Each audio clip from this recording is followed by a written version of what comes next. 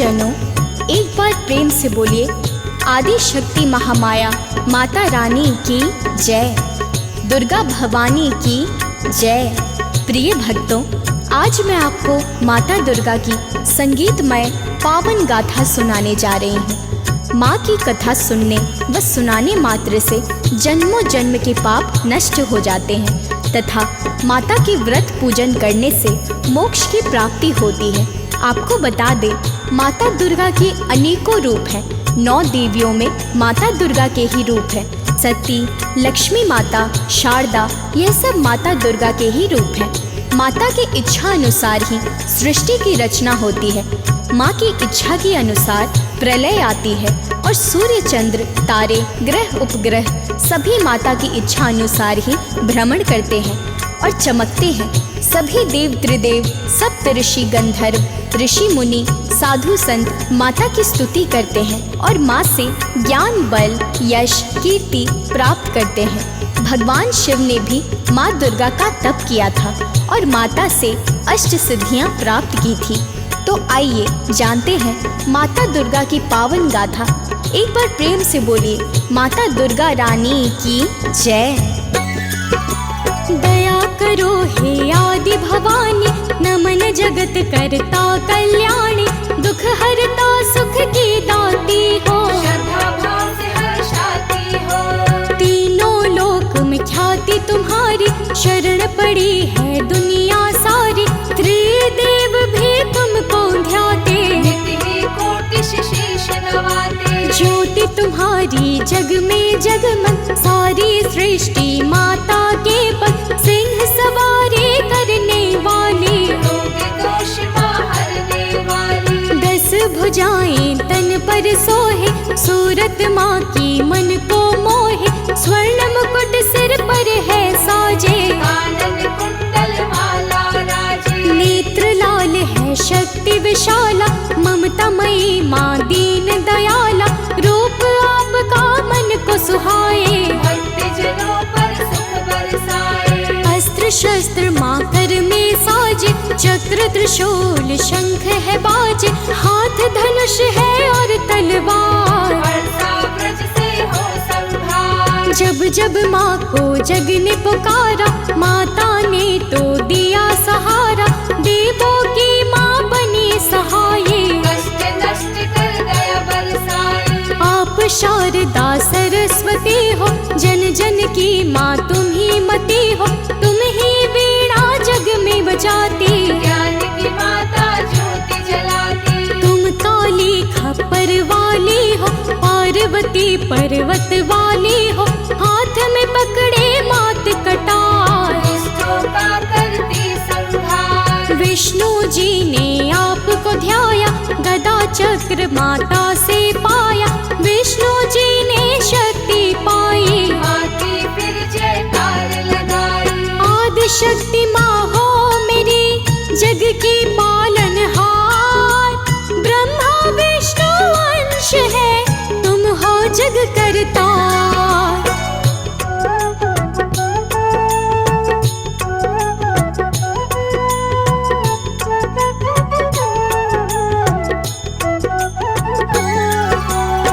प्रियजनों, आपको बता दें कि वेद पुराणों तथा धर्म ग्रंथों के अनुसार बताया गया है कि वेद पुराणों में माँ की महिमा गाई है, जिसे ऋषि मुनियों ने अपने मुखार बिंदु से उस महिमा का बखान किया है।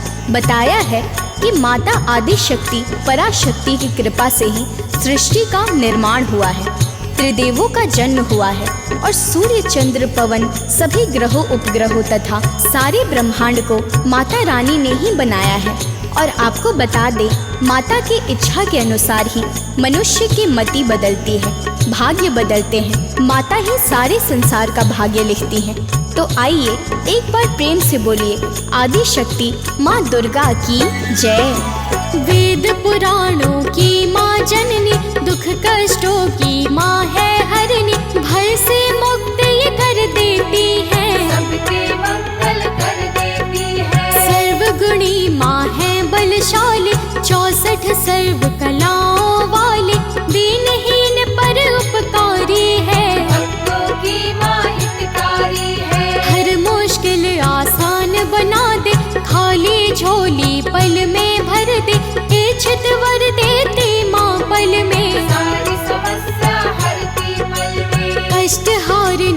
कष्ट मिटाती, मंगल करती मात कहाती, कण कण में माँ शक्ति दिखाती। भक्तों पर वरदान लुटाती, देवों ने जब माँ को पुकारा, महिषासुर को है संहारा। जय जयकार हुई है जग में, छुपी है मुक्ति माँ चरणों में। सारे जग को खेल खिलाती, आप जयंती है कहलाती। महायोगिनी आप कहाई, अपनी दमयंती कहलाई। घर घर माता पूजी जाती, रग रग में माँ आप समाती। दिव्य ज्योति माँ पूज कहाई, सारा ही माँ खेल रचाई। विष को अमृत कर देती है, पूर्ण मनोरथ कर देती है। पत्थर भी जल में माँ तैरे, कट जाते हैं दुख घनेरे। माता करुणा जब बरसाती, पतझड़ में कलियां खिल जाती। मिट्टी हीरा बन जाता है, भक्तों की विपदा टल जाती है। वेदों ने गुणगान है गाया, कण कण रग रग इसको पाया। जप ले बंदे इसकी माला, एही दुर्गा ए है ज्वाला। सारे जग की माँ तुम ही, तुमसे ही संसार। श्रद्धा भाव से माँ मेरी करती बेड़ा पार।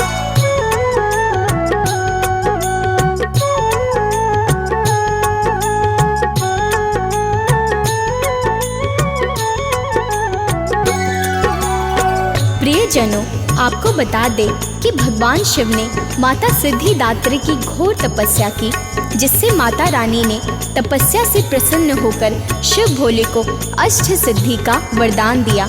और माता की कृपा से ही भोलेनाथ ने अर्धनारीश्वर का रूप बनाया, जो वेद पुराणों में जाना गया। अर्धनारीश्वर की महिमा वेद पुराणों में वर्णित है। तो आइए अब जानते हैं माता आदि शक्ति के व्रत पूजन विधि। भक्तों, एक बार प्रेम से बोलिए आदि शक्ति माता रानी की जय, दुर्गा भवानी की जय।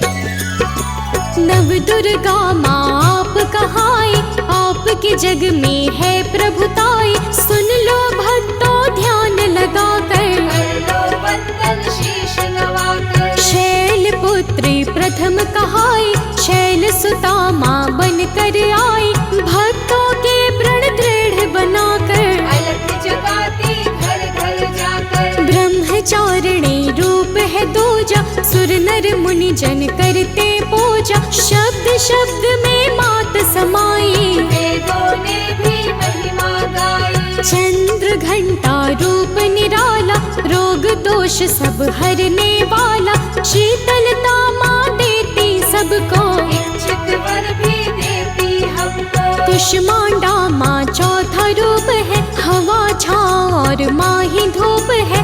8 भुजाएं तन पर सोहे, माँ की सूरत मन को मोहे। स्कंद माता जग की माता, जन जन की ये भाग्य विधाता। रूप 5वां कहलाता है, माँ से आशीष जग पाता है। कात्यायनी रूप है पावन, ऋषि मुनियों के जो मन भावन। धर्म कर्म माँ मोक्ष दिलाती, माँ की ध्वजा जग में लहराती। काल रात्रि रूप निराला, सुख समृद्धि देने वाला। भाग्य बदल देती है माता, जन जन की ये भाग्य विधाता। रूप 8वां बड़ा निराला, महागौरी कहलाने वाला।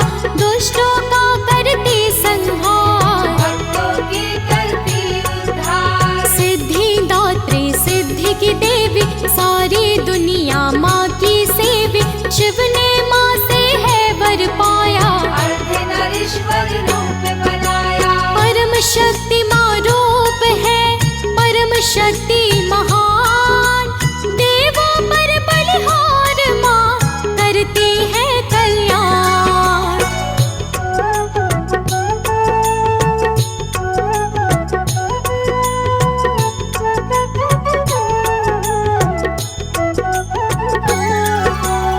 प्रियजनों, दुर्गा सप्तशती के अनुसार और अन्य पुराणों में वर्णित वृत्तांत के अनुसार आपको बता दें कि ब्रह्मा विष्णु महेश ये त्रिदेव और सारे देवता, गंधर्व तथा सप्त ऋषि, ऋषि मुनि, साधु संत और ये समस्त ब्रह्मांड माता की ही सुंदर रचना है।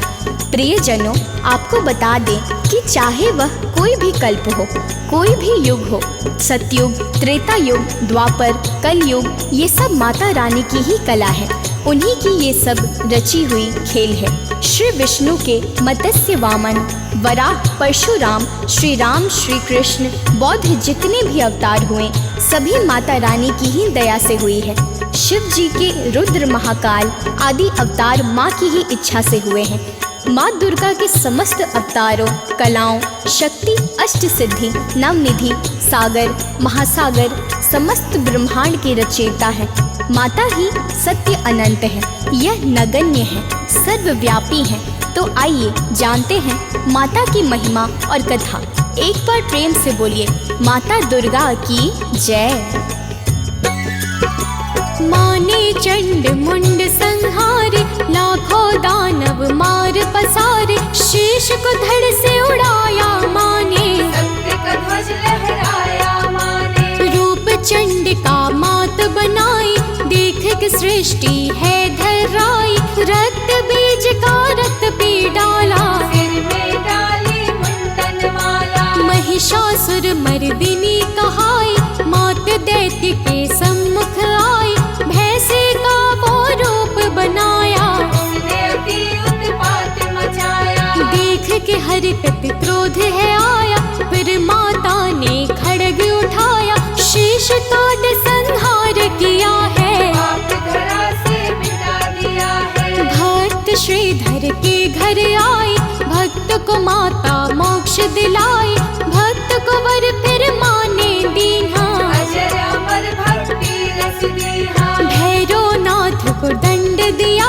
है, शीश को धड़ से काट दिया है, पूजन का वरदान दिया है, माँ ने बड़ा उपकार किया है। सुबह सवेरे जल्दी उठते, साधक फिर स्नान है करते, पूजा स्थल साफ करे, फिर माँ का वंदन ध्यान करे फिर। माँ को दे 16 श्रृंगार, माँ करती हैं फिर उपकार, अक्षत रोले पुष्प चढ़ाए, ध्वजा नारियल भेंट कराए। घृत का एक दीप जलाते, फल मिष्ठान का भोग लगाते, आरती और चालीसा गाए, माँ की जय जयकार लगाए। मुनीन्द्र प्रेम जी कलम चलाते, माँ दुर्गा को शीश नवाते, दया करो हे दुर्गा भवानी, झोली भरो हे जग कल्याणी। भक्तों पर है मातरी, कर देना उपकार, दास शरण में है खड़े, कर दो माँ उपकार।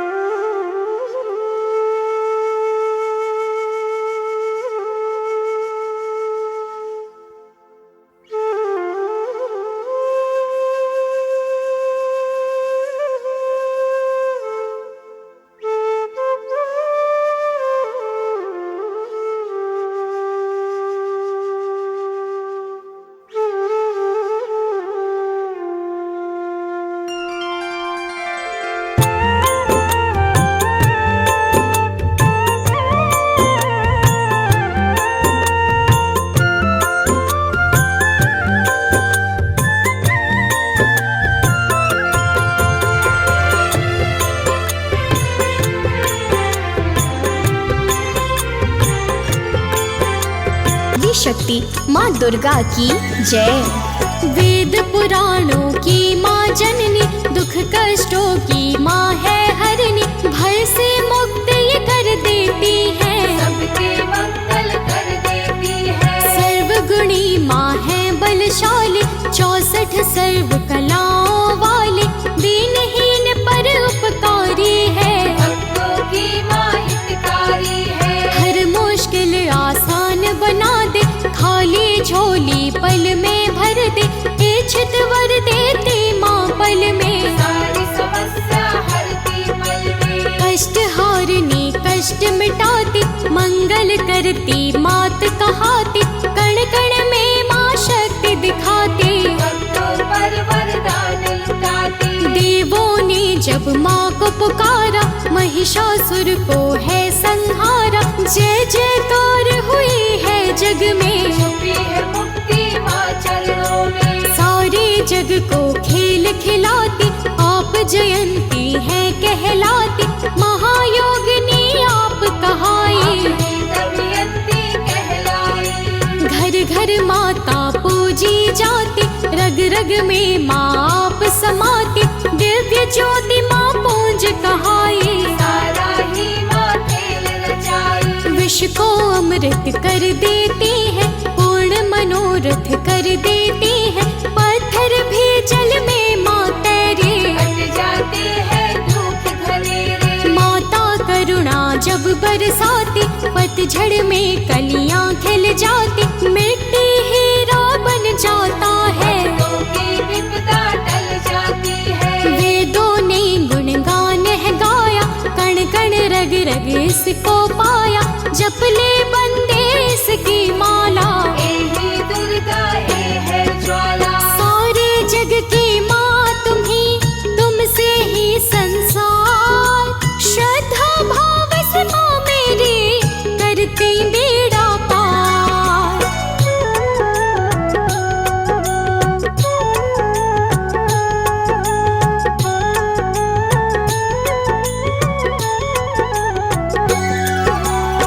प्रियजनों, आपको बता दें कि भगवान शिव ने माता सिद्धिदात्री की घोर तपस्या की, जिससे माता रानी ने तपस्या से प्रसन्न होकर शिव भोले को अष्ट सिद्धि का वरदान दिया। और माता की कृपा से ही भोलेनाथ ने अर्धनारीश्वर का रूप बनाया, जो वेद पुराणों में जाना गया। अर्धनारीश्वर की महिमा वेद पुराणों में वर्णित है। तो आइए अब जानते हैं माता आदि शक्ति के व्रत पूजन विधि। भक्तों, एक बार प्रेम से बोलिए आदि शक्ति माता रानी की जय, दुर्गा भवानी की जय।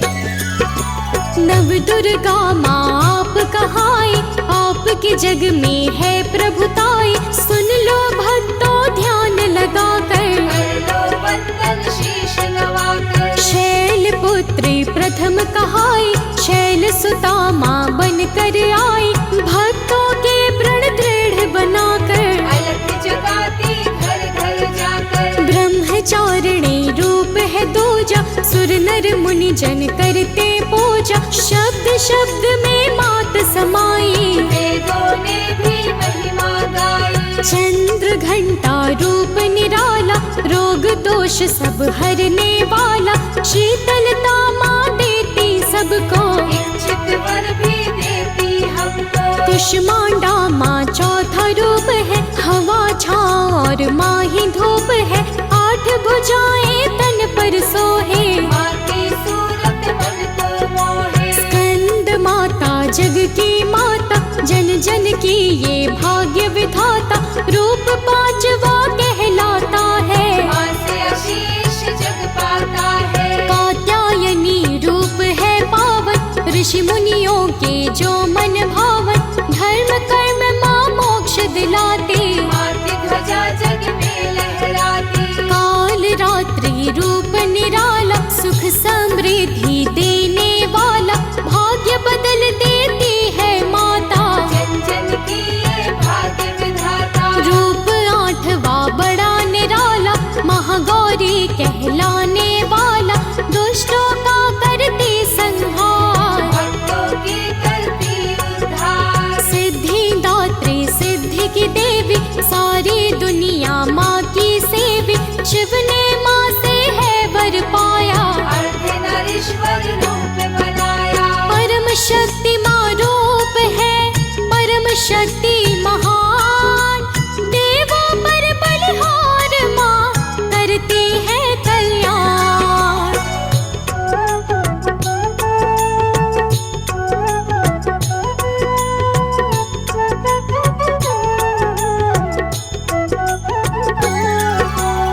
प्रियजनों, दुर्गा सप्तशती के अनुसार और अन्य पुराणों में वर्णित वृत्तांत के अनुसार आपको बता दें कि ब्रह्मा विष्णु महेश ये त्रिदेव और सारे देवता, गंधर्व तथा सप्त ऋषि मुनि, साधु संत और ये समस्त ब्रह्मांड माता की ही सुंदर रचना है।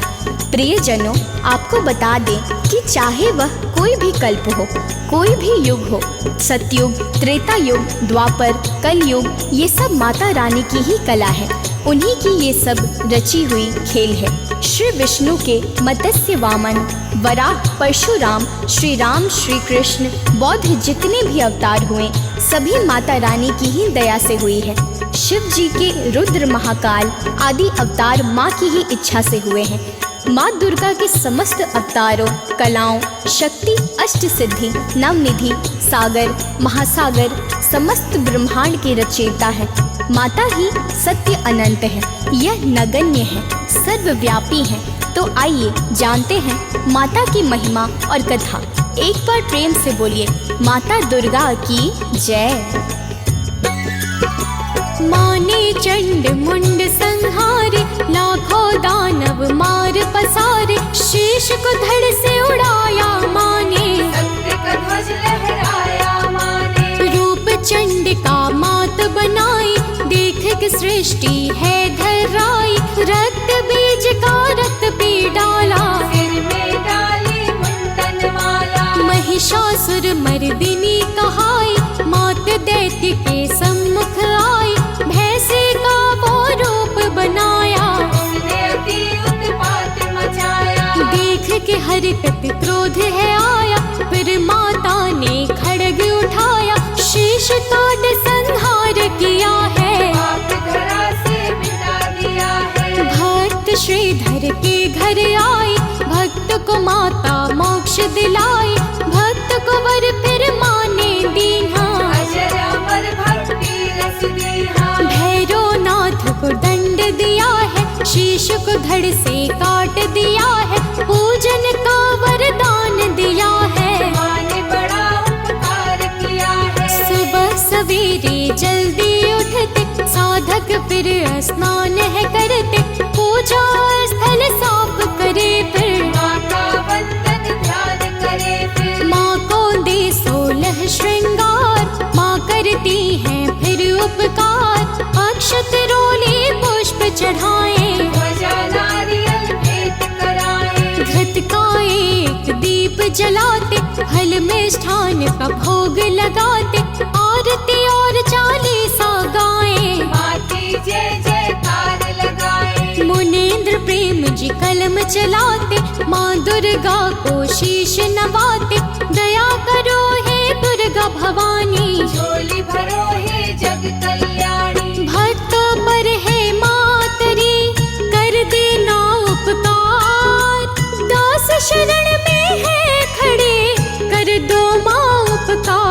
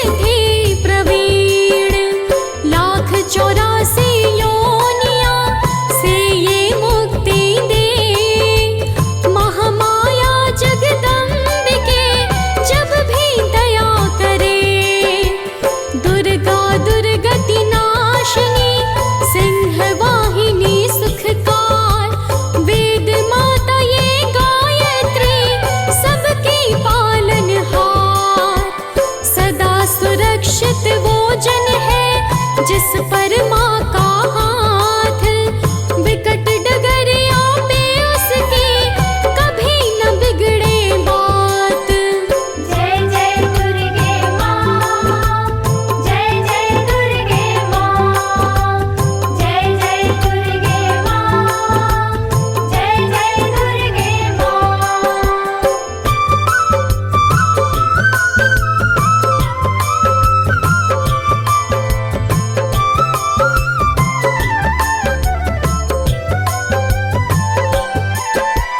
महागौरी वरदायिनी मैया दुख निदान, शिवदूती ब्रह्मचारिणी करती जग कल्याण। संकट हरिणी भगवती की तू माला फेर, चिंता सकल मिटाएगी घड़ी लगे ना देर। पारस चरण दुर्गा के जग जग माथा टेक, सोना लोहे को करे अद्भुत कौतक देख। भवतारक परमेश्वरी लीला करे अनंत, इसके वंदन भजन से पापों का हो अंत। जय जय दुर्गे माँ, जय जय दुर्गे माँ, जय जय दुर्गे माँ, जय जय दुर्गे माँ।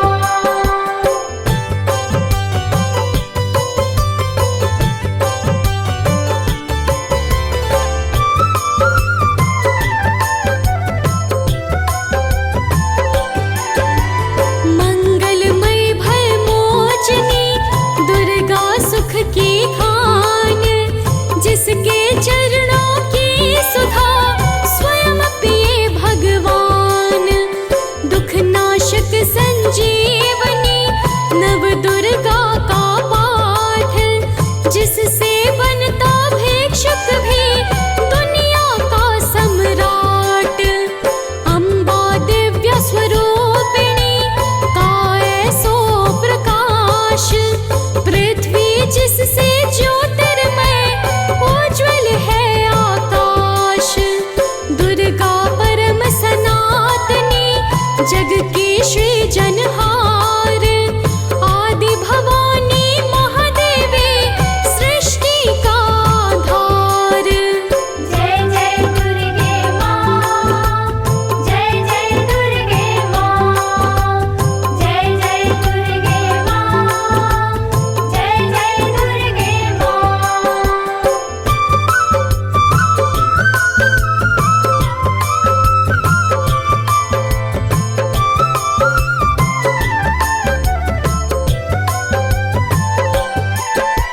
सद्मार्ग प्रदर्शिनी न्याय को दे उपदेश, मन से करता जो मनन उसके कटे कलेश।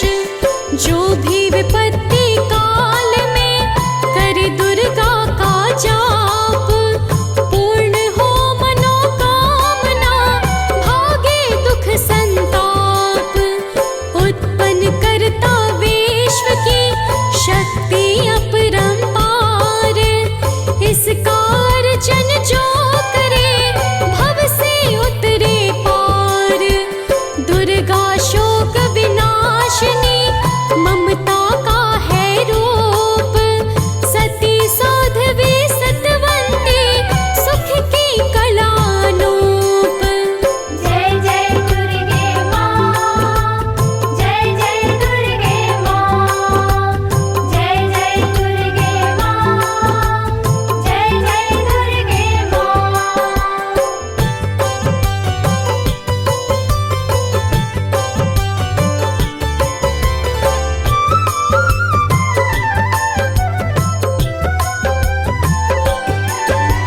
विष्णु ब्रह्मा रुद्र भी दुर्गा के हैं अधीन, बुद्धि विद्या वरदानी सर्व सिद्धि प्रवीण।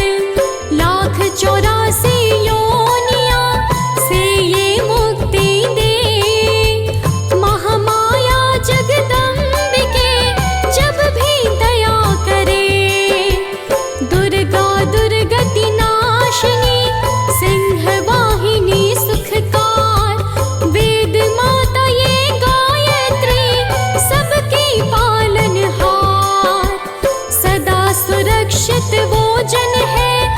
जिस पर माँ का हाथ, विकट डगरिया में उसकी कभी न बिगड़े बात।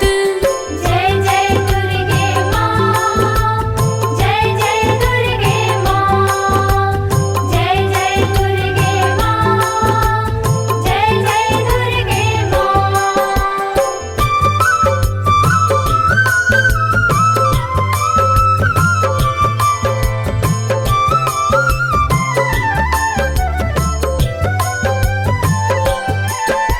महागौरी वरदायिनी मैया दुख निदान, शिवदूती ब्रह्मचारिणी करती जग कल्याण। संकट हरिणी भगवती की तू माला फेर, चिंता सकल मिटाएगी घड़ी लगे ना देर। पारस चरण दुर्गा के जग जग माथा टेक, सोना लोहे को करे अद्भुत कौतक देख। भवतारक परमेश्वरी लीला करे अनंत, इसके वंदन भजन से पापों का हो अंत।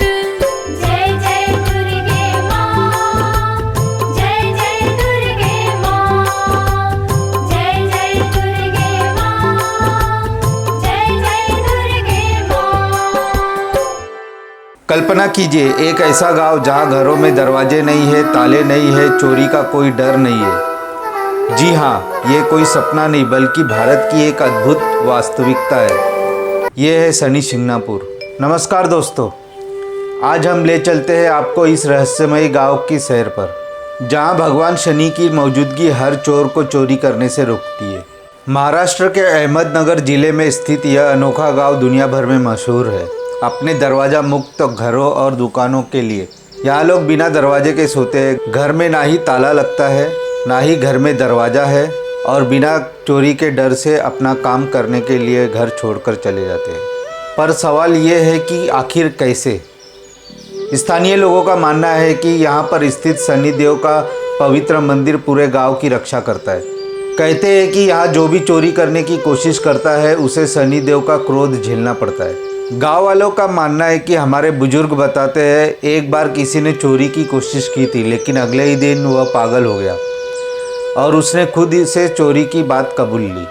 ऐसे बहुत सारी घटनाएं हुई है, जैसे कि एक ट्रक ड्राइवर ने गांव के पास के एक पेड़ को टक्कर मार दी जिसमें शनि का वास माना जाता है। कुछ ही दिन बाद उसकी अचानक मृत्यु हो गई। लोगों ने इसे शनि का श्राप माना। वहाँ पर एक बार एक 5 साल का बच्चा गायब हो गया। 3 दिन बाद वह मंदिर के पास सोता हुआ मिला। उसने बताया कि एक काले रंग का बड़ा आदमी उसे वहाँ लेकर आया था। कई लोगों ने रात में काले घोड़े पर सवार एक युवक को गांव की परिक्रमा करते देखने का दावा किया है। मान्यता है कि यह शनि देव का रूप है। ऐसे ही एक दिन वहाँ पर एक महिला ने शनि मंदिर के दान पेटी में हाथ डाला, लेकिन तभी उसका हाथ शून्य हो गया। डॉक्टरों ने सारे कोशिश किए लेकिन कारण पता नहीं कर पाए। बाद में उसने शनि भगवान से माफ़ी मांगी, तब जाकर ठीक हुई। वहाँ के स्थानीय लोगों का कहना है कि एक बार कुछ डाकुओं ने गांव में लूटपाट की योजना बनाई, लेकिन जैसे ही वे गांव के पास पहुँचे उनकी गाड़ी का इंजन खराब हो गया। वे सारे डर कर भाग खड़े हुए। 2015 में एक चोर ने वहाँ पर चोरी की, लेकिन अगली सुबह वो खुद जाकर मंदिर में रोने लगा और अपना गुनाह कबूल कर लिया। ऐसे बहुत सारे चमत्कार हुए हैं इस गांव में, जिसकी गवाही गांव वाले देते हैं। साल 2010 में यूको बैंक ने वहां पर एक शाखा खोली और गौर करने की बात है कि यहां आज तक कोई चोरी नहीं हुई। बैंक मैनेजर कहता है कि यहां शनिदेव की कृपा से सब सुरक्षित है। कुछ लोग मानते हैं कि यहाँ का सामाजिक डर और गांव की पुलिसिंग ही चोरी को रोकती है, लेकिन स्थानीय लोगों का मानना है कि यहाँ पर शनि भगवान के होने के कारण यहाँ पर चोरी नहीं होती है। शनि शिंगणापुर नाम सुनते ही मन में यह जिज्ञासा पैदा होती है कि यह नाम कैसे पड़ा। क्या इसके पीछे कोई ऐतिहासिक या धार्मिक रहस्य छुपा है? तो आइए जानते हैं इसके पीछे की वास्तविक और रोचक कहानी। शनि शिंगणापुर का नाम भगवान शनिदेव के नाम पर पड़ा है, क्योंकि वह यहाँ एक प्राचीन और चमत्कारिक शनि मंदिर स्थित है। मान्यता ये भी है कि यहाँ शनिदेव स्वयं विराजमान है और पूरे गांव की रक्षा करते हैं। वहाँ पर रहने वाले लोगों का मानना है कि सैकड़ों साल पहले गांव के पास एक उल्का पिंड गिरा था, जिसे शनिदेव का स्वरूप माना गया। यह पत्थर काला और चमकदार था, जो शनिदेव के प्रतीक के रूप में पूजा जाने लगा। बाद में इसी पत्थर को मंदिर में स्थापित कर दिया गया, जो आज भी शनि शिंगणापुर की पहचान है। शनि शिंगणापुर का नाम 2 शब्दों से मिलकर बना है और संस्कृत के अनुसार पुर का अर्थ होता है नगर या गांव। इस तरह बाद में यह गांव शनि शिंगणापुर के नाम से जाने लगा। शनि शिंगणापुर का मंदिर लगभग 500 वर्ष पुराना माना जाता है। वैज्ञानिकों के अनुसार यहाँ गिरा हुआ उल्का पिंड लौह निकल धातु का हो सकता है, जिसे प्राचीन लोगों ने दैवीय मान लिया। शनि शिंगणापुर का नाम और इसका रहस्य इतिहास, धर्म और विज्ञान का अनोखा मिश्रण है। चाहे आप आस्था रखें या न रखें, यह गांव आज भी रहस्य और विश्वास का प्रतीक बना हुआ है। लोगों का इस जगह से बहुत ही आस्था है। लोग यहाँ पर आते हैं और अपनी श्रद्धा के अनुसार शनि भगवान के प्रतीक पर तेल चढ़ाते हैं और अपनी मनोकामना को पूर्ण करने के लिए प्रार्थना करते हैं। शनि भगवान पर हम राई का तेल ही क्यों चढ़ाते हैं, उसके पीछे की एक कहानी है। पौराणिक ग्रंथ के अनुसार एक बार रावण ने सारे ग्रहों को कैद कर लिया था। उसी दौरान हनुमान जी भी लंका में आए थे और उन्होंने वहाँ पर बहुत ही उथल पुथल किया था।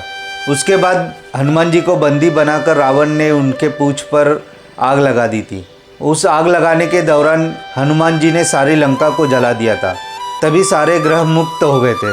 लेकिन शनि भगवान वहाँ पर उल्टे लटके हुए थे, उनको उल्टा लटकाया गया था, जिसके कारण उनका पूरा शरीर दर्द कर रहा था। हनुमान जी ने उनको वहाँ से मुक्त कराया और उनके पूरे शरीर पर राई के तेल से मालिश की, जिसके कारण शनि भगवान का पूरा सारा बदन जो दुख रहा था वह ठीक हो गया। इससे वो प्रसन्न हुए और उन्होंने ये कहा कि जो भी मेरे प्रतीक पर तेल चढ़ाएगा उसकी मनोकामना पूर्ण होगी। इन घटनाओं को सुनकर लगता है कि शनि शिंगणापुर सिर्फ एक गाँव नहीं बल्कि आस्था और रहस्य का केंद्र है। क्या आप मानेंगे इन घटनाओं को? कमेंट में ज़रूर बताएं। यहाँ की अभी की एक वास्तविकता भी है। अगर आप शनि भगवान के चबूतरे पर जाकर उनके ऊपर तेल चढ़ाते हैं तो आपको 500 रुपये खर्च करने पड़ेंगे, क्योंकि वहाँ पर 500 रुपये की पावती प्रत्येक व्यक्ति से फाड़ी जाती है। अगर आपको बिना चबूतरे पर चढ़े तेल चढ़ाना है तो आप चढ़ा सकते हो, उसका कोई फीस नहीं है। ये मेरा पर्सनल एक्सपीरियंस है। कुछ साल पहले तक तो पैसे नहीं लगते थे, अब क्यों पैसे लगते हैं पता नहीं। अगर आप और आपकी पूरी फैमिली अगर दर्शन करने के लिए वहाँ पर जा रही हो और आपके फैमिली में 10 लोग हो तो तकरीबन आपको 5,000 तक का पावती फाड़ना पड़ेगा। मैं गवर्नमेंट और वहाँ के स्थानीय लोग या वहाँ के ट्रस्टी हो उनसे यह आग्रह करना चाहता हूँ कि कृपया करके इस बात पर ध्यान दें और गौर करें।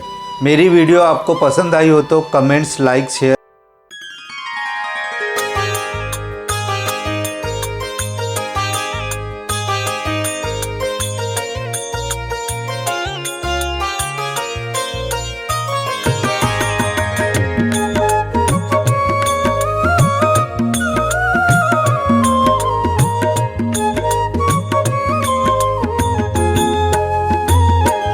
ओम जय अम्बे गौरी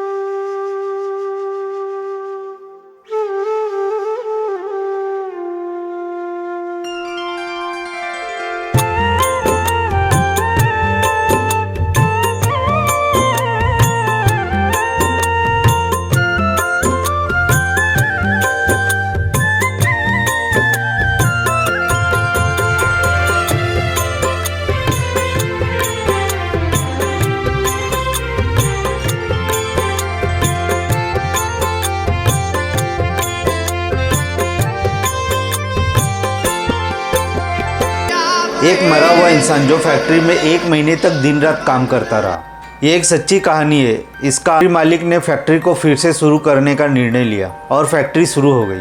फैक्ट्री खुलते ही सभी वर्कर अपने अपने काम पर वापस लौट आए और संतोष भी अपने काम पर वापस आ गया। लेकिन फैक्ट्री के लोगों को ऐसा महसूस हुआ कि संतोष का स्वभाव कुछ बदल सा गया है। वो गुमसुम सा रहता और किसी से बात नहीं करता और रोज़ ओवर टाइम करता। उसको देखकर मैनेजर ने पूछा, तुझको नींद नहीं आती है क्या? तू रोज़ दिन रात काम करता है। तो संतोष ने जवाब दिया कि मालिक, मुझे कुछ पैसों की ज़रूरत है, इसलिए मैं एक्स्ट्रा काम कर रहा हूँ। संतोष के साथ काम करने वालों ने नोटिस किया कि संतोष बीच बीच में काम करने की जगह से गायब हो जाता और फिर अपने काम पर वापस आ जाता। और उससे पूछने पर वो कहता कि मैं यहीं पर तो था, अगर कहीं गया होऊंगा तो यहीं पर कहीं टहल रहा रहूँगा। फैक्ट्री के लोगों को संतोष पर विश्वास नहीं हो रहा था, क्योंकि आते जाते कदमों की आहट भी नहीं होती थी। एक दिन फैक्ट्री का वॉचमैन किसी काम से हो जन जन की माँ तुम ही मती हो, तुम ही वीणा जग में बजाती, ज्ञान की माता ज्योति जलाती। तुम काली खप्पर वाली हो, पार्वती पर्वत वाली हो, हाथ में पकड़े मात कटार, दुष्टों का करती संहार। विष्णु जी ने आपको ध्याया, गदा चक्र माता से पाया, विष्णु जी ने शक्ति पाई, माँ की फिर जयकार लगाई। आदि शक्ति माँ हो मेरी, जग की पालनहार, ब्रह्मा विष्णु अंश है, तुम हो जग करतार।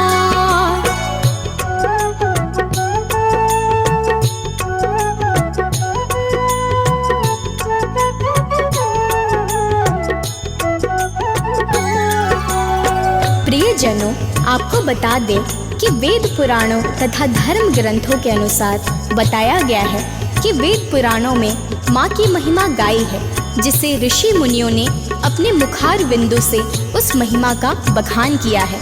बताया है कि माता आदि शक्ति पराशक्ति की कृपा से ही सृष्टि का निर्माण हुआ है, त्रिदेवों का जन्म हुआ है और सूर्य चंद्र पवन सभी ग्रहों उपग्रहों तथा सारे ब्रह्मांड को माता रानी ने ही बनाया है। और आपको बता दें, माता की इच्छा के अनुसार ही मनुष्य की मति बदलती है, भाग्य बदलते हैं। माता ही सारे संसार का भाग्य लिखती हैं। तो आइए एक बार प्रेम से बोलिए, आदि शक्ति माँ दुर्गा की जय। वेद पुराणों की माँ जननी, दुख कष्टों की माँ है हरनी, भय से मुक्त ये कर देती है, सबके मंगल कर देती है। सर्वगुणी माँ है बलशाली, 64 सर्व कलाओं वाली, दीनहीन पर उपकारी है, भक्तों की माँ हितकारी है। हर मुश्किल आसान बना दे, खाली झोली पल में भर दे, इच्छित वर देती माँ पल में, सारी समस्या हरती पल में। कष्ट हारनी कष्ट मिटाती, मंगल करती मात कहाती, कण कण में माँ शक्ति दिखाती, भक्तों पर वरदान लुटाती। देवों ने जब माँ को पुकारा, महिषासुर को है संहारा, जय जयकार हुई है जग में, छुपी है मुक्ति माँ चरणों में। सारे जग को खेल खिलाती, आप जयंती है कहलाती, महायोगिनी आप कहाई, अपनी दमयंती कहलाई। घर घर माता पूजी जाती, रग रग में माँ आप समाती, दिव्य ज्योति माँ पूज कहाई, सारा ही माँ खेल रचाई। विश्व को अमृत कर देती है, पूर्ण मनोरथ कर देती है, पत्थर भी जल में माँ तैरे, कट जाते हैं दुख घनेरे। माता करुणा जब बरसाती, पतझड़ में कलियां खिल जाती, मिट्टी हीरा बन जाता है, भक्तों की विपदा टल जाती है। वेदों ने गुणगान है गाया, कण कण रग रग इसको पाया, जप ले बंदे इसकी माला, ए ही दुर्गा ए है ज्वाला। सारे जग की माँ तुम ही, तुमसे ही संसार, श्रद्धा भाव से माँ मेरी करती बेड़ा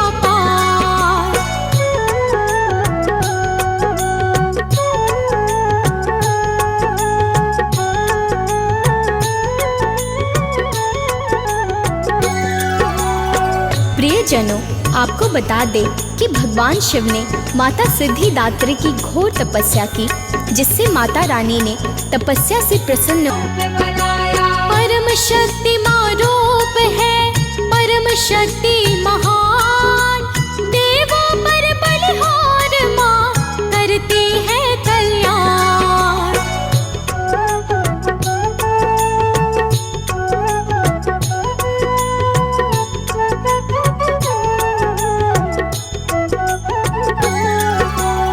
प्रियजनों, दुर्गा सप्तशती के अनुसार और तन ध्यान करे फिर माँ को दे 16 श्रृंगार, माँ करती हैं फिर उपकार, अक्षत रोले पुष्प चढ़ाए, ध्वजा नारियल भेंट कराए, घृत का एक दीप जलाते, फल मिष्ठान का भोग लगाते, आरती और चालीसा गाए, माती जय जयकार लगाए, मुनीन्द्र प्रेम जी कलम चलाते, माँ दुर्गा को शीश नवाते, दया करो हे दुर्गा भवानी, झोली भरो हे जग कल्याणी, भक्तों पर है मातरी, कर देना उपकार, दास शरण में है खड़े, कर दो माँ उपकार।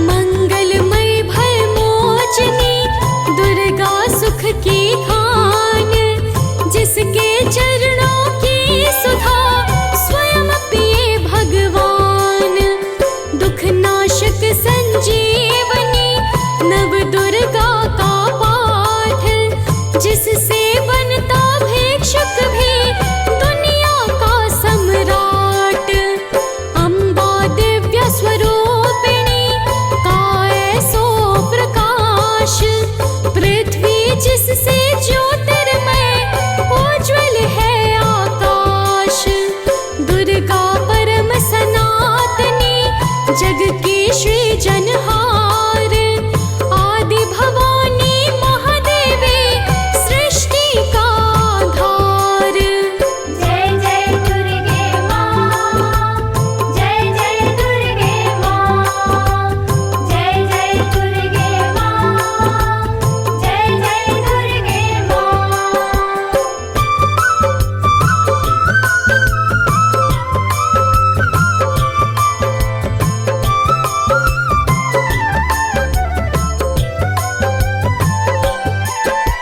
सद्मार्ग प्रदर्शनी, न्याय का दे उपदेश, मन से करता जो मनन, उसके कटे कलेश, जो भी विपत्ति काल में करे दुर्गा का जाप, पूर्ण हो मनोकामना, भागे दुख संताप, उत्पन्न करता विश्व की शक्ति अपरंपार, इसका अर्चन जो करे भव से उतरे पार, दुर्गा शोक विनाशिनी, ममता का है रूप, सती साध्वी सतवंती, सुख की कलानूप।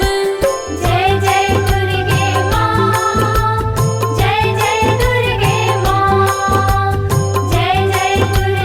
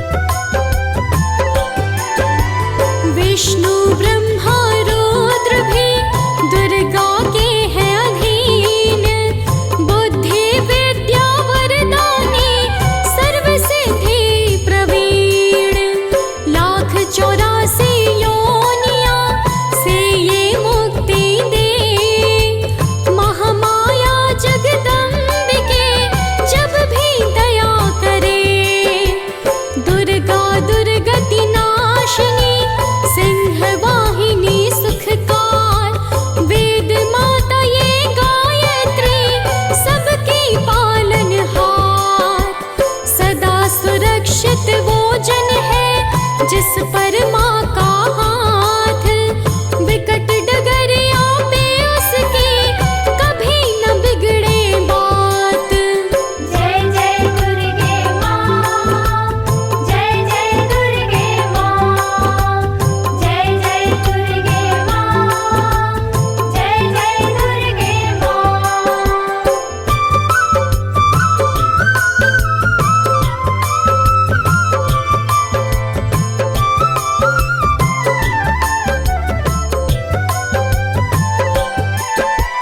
महागौरी वरदायिनी मैया दुख निदान, शिवदूती ब्रह्मचारिणी करती जग कल्याण।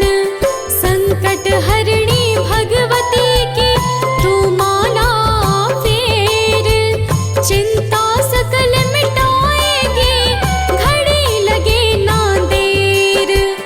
पारस चरण दुर्गा के जग जग माथा टेक, सोना लोहे को करे अद्भुत कौतक देख। भवतारक परमेश्वरी लीला करे अनंत, इसके वंदन भजन से पापों का हो अंत। जय जय दुर्गे माँ, जय जय दुर्गे माँ, जय जय दुर्गे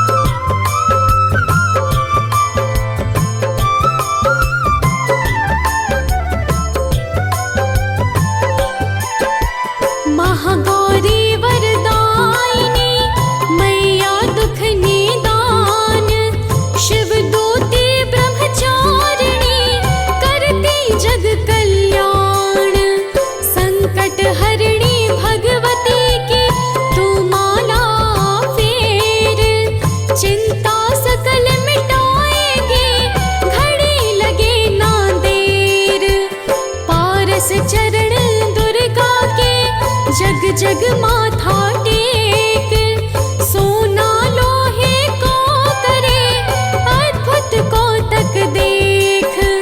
भवतारक परमेश्वरी लीला करे अनंत, इसके वंदन भजन से पापों का हो अंत। जय जय दुर्गे माँ, जय जय दुर्गे माँ, जय जय दुर्गे माँ,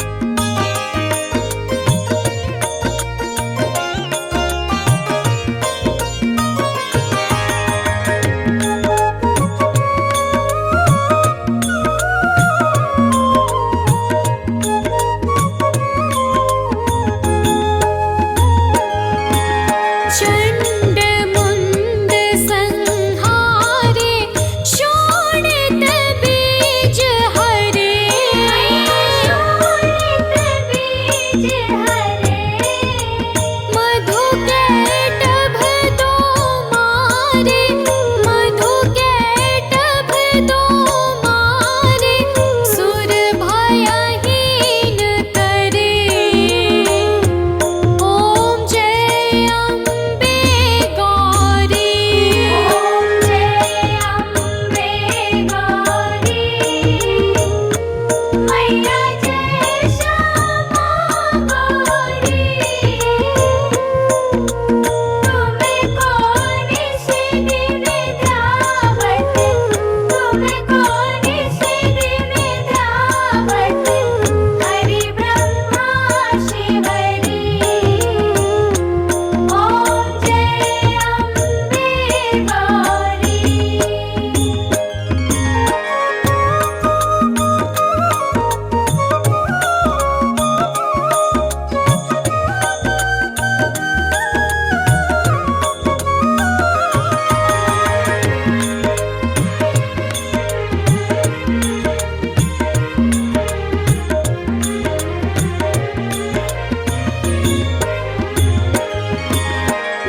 ब्रह्माणि रुद्राणि तुम कमला रानी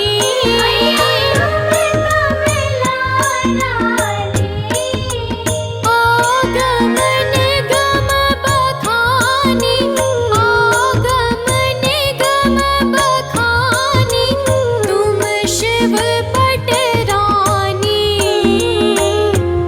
ओम जय अम्बे गौरी ओम जय अम्बे गौरी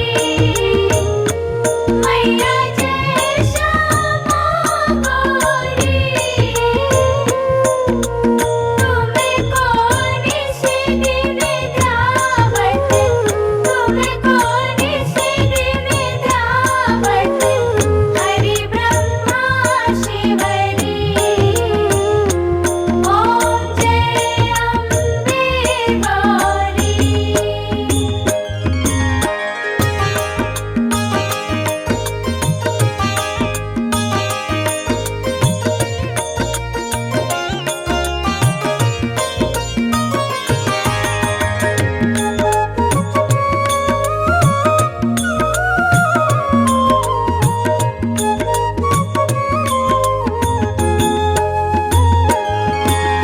जो